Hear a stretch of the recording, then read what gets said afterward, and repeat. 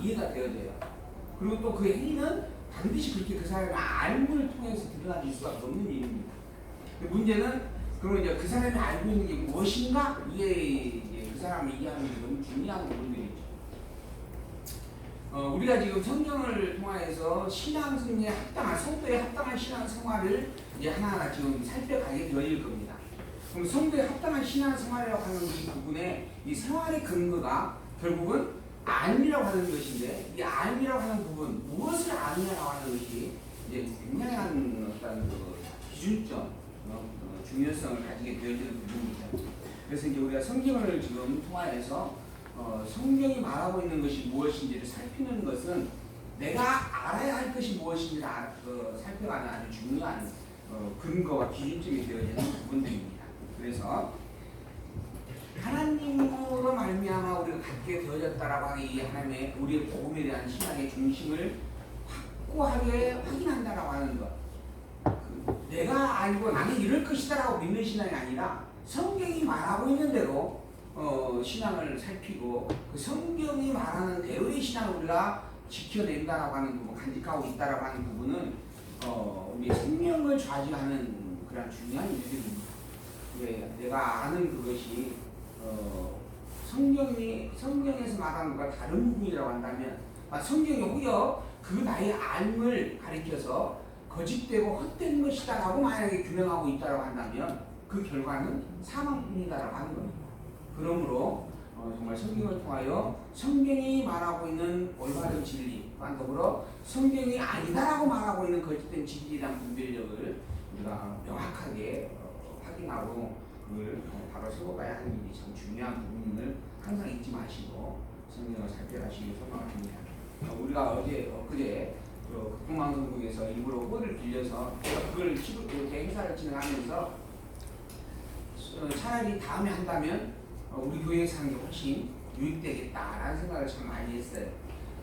그 극동방송국 홀을 빌려가지고 그곳에서 이제 하는 의도와 목적이 한편으로는 이렇게 공신력을 갖는 부분들 의미가 있어서 이번에 진행을 해보았던 부분들인데, 혹여 이런 어떤 사안에 대한 부분들이 여러 가지 이제 경제적인 부분들, 이런 부분들에 대한 내용들이 조금 어려움이 진행이 되어지면서 우리 집사님 문제가 이제 좀 협조하셔가지고 그나마 잘 진행이 됐는데, 차라리 그러한 부분들을 감안한다면 우리 교회에서 하는 것이 훨씬 더 유익된 일이었겠다라는 생각이 많이 들더라고요.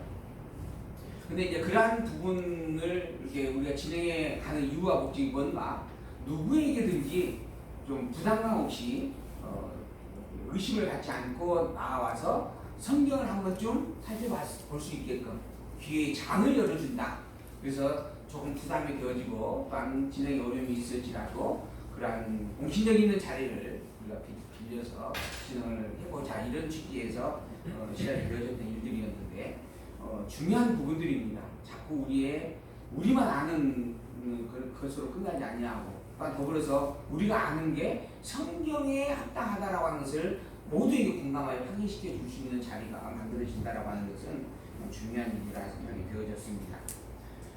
11절, 9절에 있는 말씀 봅니다. 9절, 8장 9절. 만일 너희 속에 하나님의 영이 거하시면 너희가 육체에 있지 아니하고 육신에 있지 아니하고 영에 있나니 누구든지 그리스도의 영이 없으면 그리스도의 사람이 아니니라 그랬습니다. 또 그리스도께서 너희 안에 계시면 몸은 죄로 인하여 죽은 것이지만 영은 의로 인하여 산 것이다. 그래서 정죄함이 없다라고 이야기하는 겁니다. 이미 그리스도가 우리 안에 있다라고 한다면 우리는 종의 노예가 아니다라고 그렇게 이야기를 하는 겁니다. 이미 몸은 죄로 인하여 죽은 것이지만 영은 의로 인하여 산 것이다. 예수를 죽은 자 가운데서 살리신 이의 영이 너희 안에 거하시면 그리스도 예수를 죽은 자 가운데 살리신 이가 너희 안에 거하시는 그 영으로 말미암아 너희 죽을 몸도 살리실 것이다 라고 하는 겁니다. 여기에 만일이라고 하는 전제 조건이 계속 설명이 되어지고 있습니다. 그러니까 바울이 지금 설명을 하면서 이 얘기를 돕기 위해서 이렇게 조건문을 달고 있는 부분들입니다. 만일 너희 안에 그리스도의 영이 없다라고 한다면 그리스도의 사람이 아니다라고 하는 거예요. 그리스도의 영, 이 영이 있는 사람이 곧 그리스도에게 속한 자다라고 이야기하는 겁니다. 또 그리스도께서 너희 안에 계시면 너희의 영은 의로 인하여 산 것이다 라고 하는 거죠. 자, 이 그리스도의 영 또는 그리스도라고 하는 믿음의 고백입니다. 이 믿음의 고백이 있는 자와 없는 자가 있어요. 있는 자와 없는 자. 이 있는 자를 가리켜 우리는 뭐라 하냐면 성도다 칭합니다. 없는 자를 가리켜 우리는 불신자 이렇게 이야기하죠. 불신자라고 칭할 수 있습니다. 근데 여기 지금 바울은 만일이라고 하는 조건을 붙여요. 만일. 이 만이라고 하는 부분을 통하여서 너는 있느냐라고 묻는 거예요. 너는 있느냐? 있다면 너는 성도다 하는 겁니다. 근데 성도라고 하는 이름을 갖게 되어지는 출발점이 뭐예요? 이미 예수가 그리스도임을 믿고 영접한 자예요. 그래서 성도를 하는 거예요. 아니 예수를 그리스도 믿지 않는 자를 성도를 하지 않습니다. 성도라고 하는 이름을 이미 가진 자는 이미 그 안에 그리스도 영이 있는 자예요. 너 있느냐라고 묻는 거예요. 너 지금 성도라고 하는 이름을 가졌느냐라고 묻는 겁니다. 그거 가졌다. 그렇다라고 한다면 너는 이미 성도다 하는 거예요. 너는 이미 그리스도 영을 네 안에 가지고 있는 자다. 곧 너는 이미 정죄함에서 벗어나져 있는 자다. 라고 말씀을 하는 겁니다. 그리고 그 영으로 말미암아 하나님께서 너를 반드시 살려주신다라고까지 이야기하는 겁니다. 왜? 그리고 내가 살아난다라고 하는 부분, 부활한다라고 하는 부분의 근거가 무엇인가? 그게 정말 사실인가 확실한가? 그 증거가 있습니다. 이미 하나님께서는 그리스도를 죽음에서 살려주셨다라고 하는 겁니다. 죽은 자들 가운데 머물러 계시다가 3일 만에 그 무덤을 열고 깨어나셨다라고 하는 거예요. 그리고 그것을 그 당시에 수많은 사람들이 보았습니다. 그 당시에 지금 이 성경을 기록하고 이 당시에도 그것을 본 자 중에서 아직도 허다하게 많은 사람들이 살아있다라고까지 이야기를 합니다. 이 예수님께서 부활하신 것은 제자들뿐만 아니라 주변에 많은 사람들이 이미 봤고 증인으로 있는 상태였다라고 하는 거죠. 이 실제 사실이었습니다. 그처럼 하나님께서 그리스도를 살리셨는데 그 살린 것처럼 너도 반드시 살려준다라고 말씀을 하고 있는 거죠. 우리의 부활이 과연 있을 것인가 없을 것인가 이거는 염려할 필요가 없습니다. 이미 그리스도가 증거가 되어지고 계시고 하나님이 살아계심이 분명합니다. 그러므로 우리는 반드시 살아날 겁니다. 더불어 우리가 과연 천국에 갈 수 있을까 없을까? 성도라면 누구라도 다 천국 갑니다. 성도의 이름을 가지고 있는 자는 이미 그리스도의 영을 품고 있는 자인 것이요 그리스도가 내 안에 있는 자인 것이요 그 그리스도 내 안에 있는 그리스도를 바라보면서 하나님이 반드시 살려주기 때문입니다. 그러므로 성도라고 하는 이름을 가진 자는 곧 나는 성도다라고 확신하는 여러분이라고 한다면 천국은 반드시 갈 것입니다. 아무리 그 누가 유혹하여서 그렇게 믿어서 갈 수 있겠느냐라고 그렇게 이야기를 해도 두려워 떨 필요가 없습니다. 성도는 이미 천국에 속한 시민의 권세를 가지고 있는 자이기 때문입니다. 그런 내용이 본문에 있는 내용이. 그 다음에 두 번째, 하나님의 후사가 되게 하신다. 하나님의 후사가 되게 하신다. 여기 있네요. 육체를 따르지 않고 성령의 인도대로 사는 자는 하나님의 아들이다. 양자의 영을 받은 자는 그리스도와 함께하는 하나님의 후사다라고 말씀하는 내용입니다. 하나님의 백성된 자, 즉 성도의 이름을 가진 자는 결코 정죄함이 없는 자다. 정죄함이 없다라고 해서 죄가 없는가? 죄가 있어요. 아까 말씀드렸습니다. 지상교회는 죄를 범할 수밖에 없는 육체를 아직 입고 있는 자입니다. 그래서 넘어지기도 하고 실수하기도 하는 부분들이에요. 이게 다 죄입니다. 그러나 죄가 있을지라도 정죄함이 없습니다. 왜? 예수 그리스도가 당신의 생명을 내어 줌으로 말미암아 정죄받는 죄의 값을 지불해버렸기 때문입니다. 그러므로 죄는 죄지만 정죄받지 않는 죄다 라고 말할 수 있는 부분들이죠. 그 죄가 나를 멸망으로 이끌어가는 심판의 죄가 아니다 라고 하는 겁니다. 그리고 나서 두 번째로 하나님의 후사가 되어진다 라고 하는 말씀이에요. 그러므로 형제들아 우리가 빚진 자로 내 육신에 빚어서 육신대로 살 것이 아니니라. 우리는 이미 하나님의 백성이다. 그리스도의 영을 가지고 있는 존재이다. 그래서 성도라고 하는 이름을 가진 것이다. 그러니 성도들아, 즉 형제들아, 우리가 빚진 자로 돼 육신에게 져서 육신대로 살 것이 아니다. 우리는 영에게 빚진 자라. 하나님에게 빚진 자다. 사실 이 빚진 자도 표현의 한 방편입니다. 다른 말로 표현하면 하나님께서 우리에게 주신 구원이 은혜의 선물입니다. 은혜란 거저 주고 거저 받는 거예요. 근데 그게 빚으로 존재할 수 있을까요? 빚이란 내가 꾸어왔고 꾼 것이기 때문에 반드시 돌려줘야 되는 것이 빚이에요. 근데 은혜로 받았는데 무슨 빚이에요? 이거 빚이 아닙니다. 근데 우리의 인간적 사고로 본다면 받았으니 그 받은 것, 내가 그걸 받았는데 그 받음의 주권자가 누구냐면 하나님이에요. 하나님이 그 은혜를 나에게 주신 겁니다. 그러므로 내가 혹여 빚을 졌다라고 여길 수 있는 존재가 있다면 그거는 하나님밖에 없다. 이런 의미로 설명을 해주는 거예요. 이게 빚 졌으니까 갚기 위해서 열심히 노력하고 땀을 주고 애써라. 하나님한테 100을 받았으면 100만 원 돌려줘야 되지 않겠느냐? 이런 의미의 내용이 아니에요. 그 모든 것이 은혜로 받았는데 그 받은 것이 결국은 하나님으로부터 받은 것이다. 근데 내게 그것을 주는 건 하나님밖에 없다. 다른 존재에게 그것에 대하여서 얽매일 필요가 없고 오직 하나님에게만 바라보고 의지하고 살아가는 것이 합당하다. 이런 의미로 말씀하고 있는 그런 내용이 빚이라고 하는 표현입니다.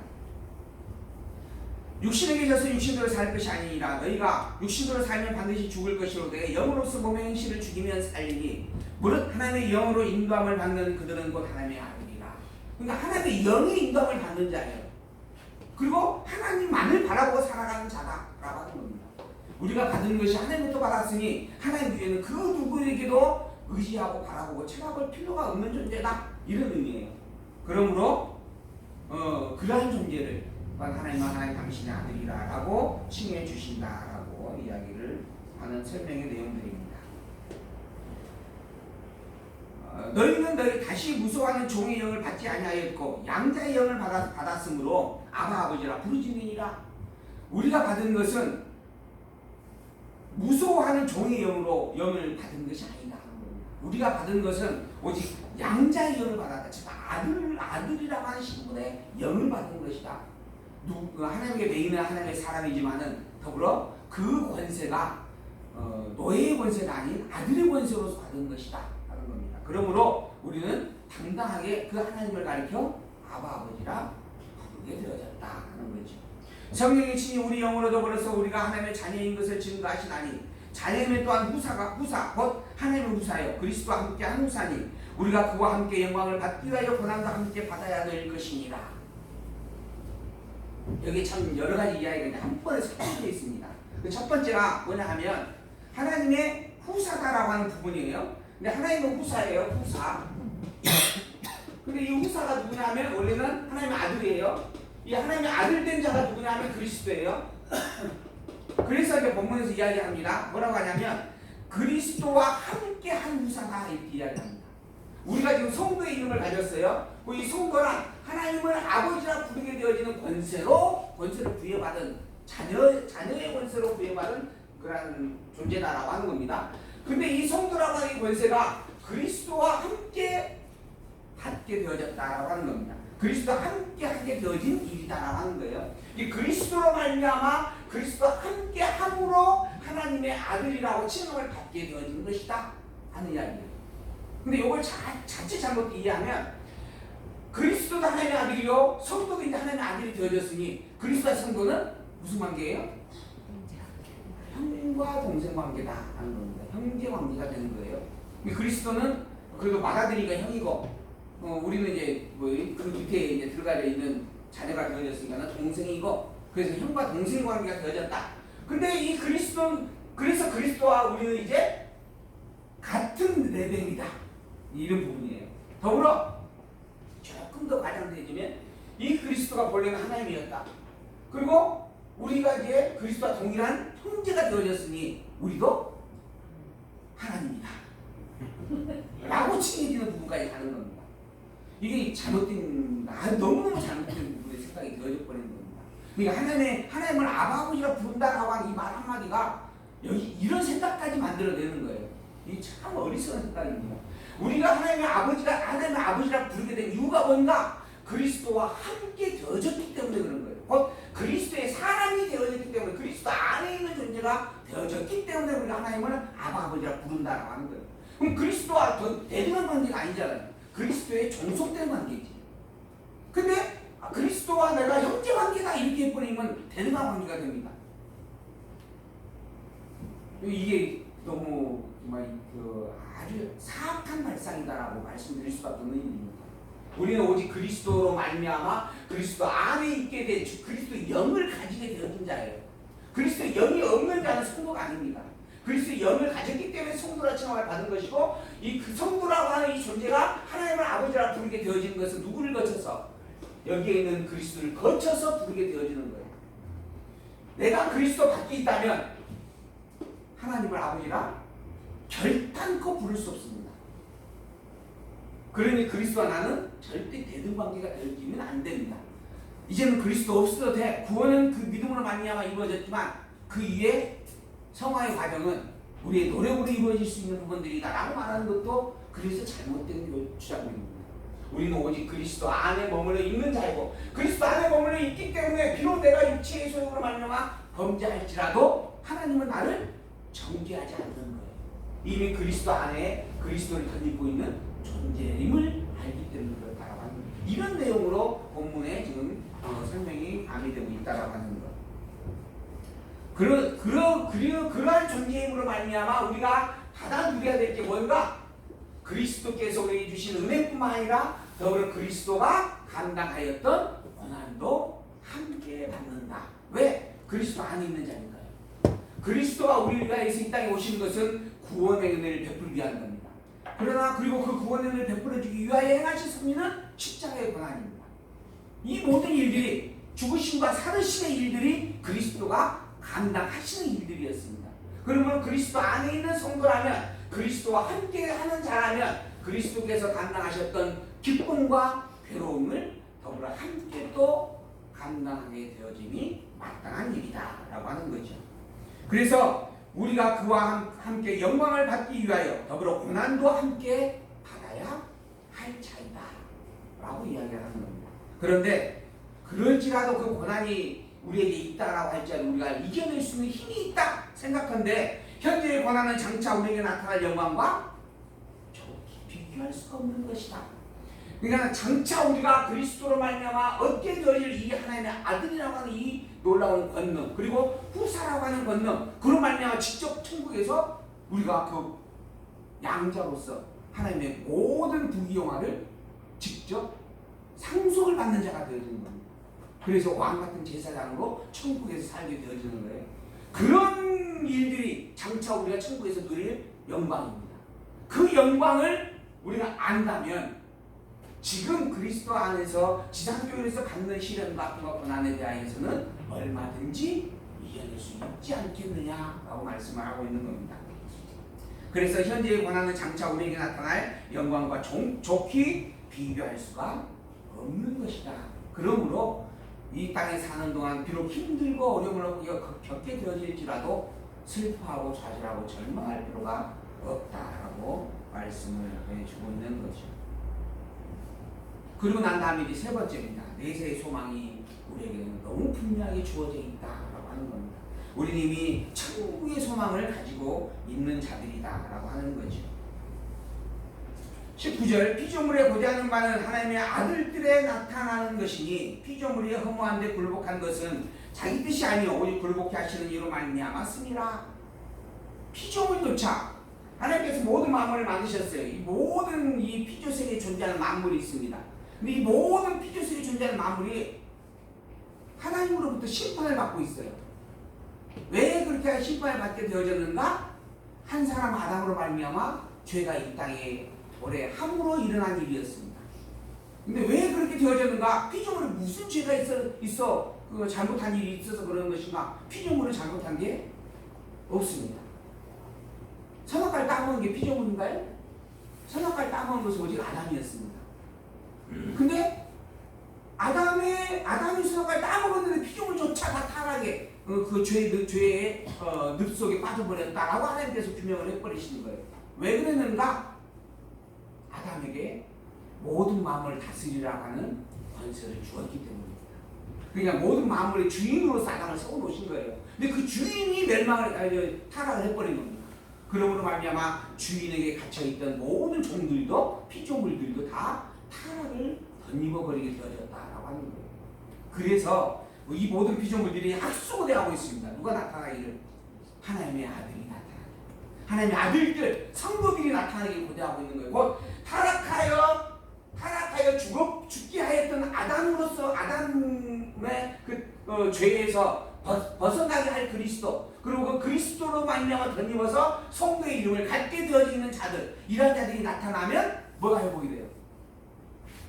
하나님의 아들의 후사의 권능이 회복이 되는 겁니다. 그러므로 말미암아 그 후사 아래 거하게 되어지는 만물은 역시 자유의 죄에서 해방되어 자유함을 얻게 되어지는 거예요. 그래서 모든 만물들이 하나님의 아들들이 나타나기만 학수고대하고 있다 하는 겁니다. 피조물의 허물한데 굴복하는 것은 자기 뜻이 아니었어요. 오직 굴복해 하시는 그 아담 하나로 말미암아 되어진 일이다. 우리도 그래요. 원죄가 있고 자범죄가 있다, 그렇게 이야기합니다. 그 원죄가 뭔가? 아담이 지은 선악과를 따먹은 죄. 그리고 그 뒤에 모든 인간들은 선악과를 따먹은 적이 없습니다. 그러므로 그 원죄라고 하는 부분이 그리스도께서 와서 해결해 주시고, 그리고 난 다음에는 무엇이 남는가? 자범죄가 남는다. 그러므로 자범죄에 대한 죄의 회개는 우리들이 열심히 땀 흘리고 애쓰고 봉사하여 갚아가야 할 일들이다. 이런 식으로 이야기하는 부분들이 있습니다. 그러나 성경은 원죄와 자범죄라고 하는 사실 구별이 없습니다. 그죠? 모든 인간은 아담으로 말미암아 타락하여 죄의 덩어리가 되어져 버렸고, 죄의 덩어리가 되어진 자의 모든 삶은 범죄하는 삶일 뿐이다, 이렇게 말하고 있습니다. 그리고 그렇게 하신 이유가 뭐였는가? 우리가 이 앞시간에 살펴보았죠. 한 사람 아담으로 말미암아 모든 사람이 죄에 갇힌 것처럼 구원이라고 하는 섭리는 오직 한 사람으로 말미암아 이루어진다라고 하는 것을 너에게 알게 하기 위한 것이다. 그 한 사람이 누구인가? 그리스도 예수님이시다. 그러니까 예수님만이 우리의 구원자라고 하는 것을 확증해주는 증거의 하나로 한 사람 아담으로 모든 인간을 죄 속에 갇힌 섭리가 있었다는 것이다 라고 또 설명하고 있는 내용들이었습니다. 그러한 것처럼 한 사람 아담의 죄, 그로 말미암아 모든 만물에 대한 죄에 대한 굴레가 덮여지게 되어졌다. 그래서 그들이 바라는 것은 오직 하나님의 아들들의 나타남이었다. 그 바라는 것은 피조물도 썩어짐의 종로로 한 데서 해방되어 하나님의 자녀들의 영광을 자유에 이루는 것이다. 이 모든 피조물들도 그 죄에서 해방되기를 소망하고, 그래서 하나님의 아들들의 나타남을 학수고대하고 있는 것이다. 피조물이 다 이제까지 함께 단식하며 함께 고통하는 것을 우리가 아나니, 이뿐 아니라 또한 우리 곧 성령의 처음 열매를 받은 우리까지도 속으로 단식하여 양자될 것, 곧 우리 몸의 구속을 기다리고 있다. 우리가 소망으로 구원을 얻었음에 보이는 소망이 아니니 보는 것은 누가 바라리요? 만일 우리가 보지 못하는 것을 바라면 참음으로 기다릴지니라. 그러니까 우리가 가지고 바라봐야 될 소망은 이 땅의 것이 아니다 라고 하는 겁니다. 세상의 모든 만물들도 그 자유하면서 해방되기를 학수고대하고 있는데, 그 학수고대하는 그들의 바람은 역시 세상의 것이 아니다 하는 겁니다. 진정 영원한 하나님 나라를 소망하고 있는 일이다. 영원한 하나님 나라가 참된 소망이다. 그 영원한 하나님 나라가 그리스도로 말미암아 우리에게 주어졌고, 성도는 그것을 가진 자들이다. 그래서 내세의 소망이 확실하다라고 하는 그런 말씀으로 위로하여 주는 그런 가르침의 내용들입니다. 그리고 난 다음에 이제 네 번째, 선하고 영화롭게 하신다라고 하는 거죠. 성령으로 말미암아 우리가 하나님의 뜻에 합당한 거룩한 백성에 이르게 되어지는 것이다. 우리는 반드시 성화를 완성할 자가 분명하다라는 이야기입니다. 선하고 8장 26절, 이와 같이 성령도 우리 연약함을 도우시나니 우리가 마땅히 빌 바를 알지 못하나 오직 성령이 말할 수 없는 탄식으로 우리를 위하여 친히 간구하시느니라. 그러니까 우리가 의롭게 되어지고 성화를 이루게 되어지는 이 모든 일들, 우리가 죄에서 벗어나고 하나님의 의로움을 사모하게 되어지는 이 모든 기도의 섭리들까지도 사실 우리가 행하는 일이 아니다. 성령께서 우리에게 그러한 은혜를 베풀어 주시는 것이다. 우리는 그저 연약하여서 도움을 받을 수밖에 없는 존재인데, 그래서 우리가 마땅히 빌 바도 알지 못하고 있는 존재인데, 오직 성령이 말할 수 없는 단식으로 우리를 위하여 직접 기도해 주시는 것이다. 마음을 감찰하시는 이가 성령의 생각을 아시나니 이는 성령이 하나님의 뜻대로 성도를 위하여 간구하시느니라. 마음을 감찰하시는 이 하나님이 성령이 간구하는 모든 것들을 다 헤아려 보고 계신다. 성령이 하나님의 뜻대로 성도를 위하여 간구하고 있는 모든 것들을 다 헤아리고 계신다. 또한 성령은 성도들의 간구를 대신하는데 그 간구함이 하나님의 선한 뜻에 합당함으로 간구한다라고 이야기를 하는 거죠. 우리가 알거니와 하나님을 사랑하는 자고 그 뜻대로 부르심을 입은 자들에게는 모든 것이 합력하여 선을 이루느니라. 하나님께서 이 세상 모든 만물을 창조하셨습니다.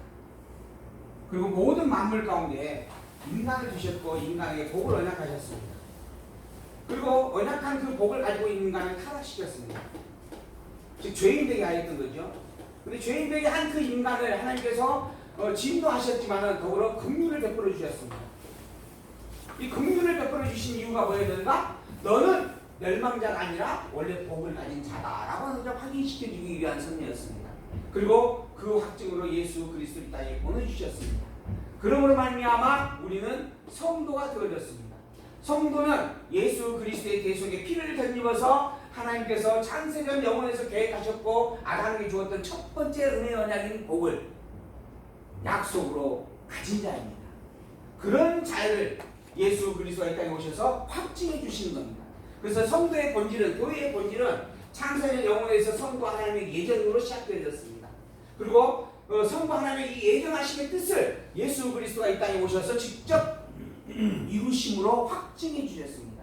그 확증된 섭리 속에서 21세기에 태어난 우리가 지금 현재 예수 그리스도를 믿는 신앙의 고백으로 성도라고 하는 이름을 가지고 살고 있는 겁니다.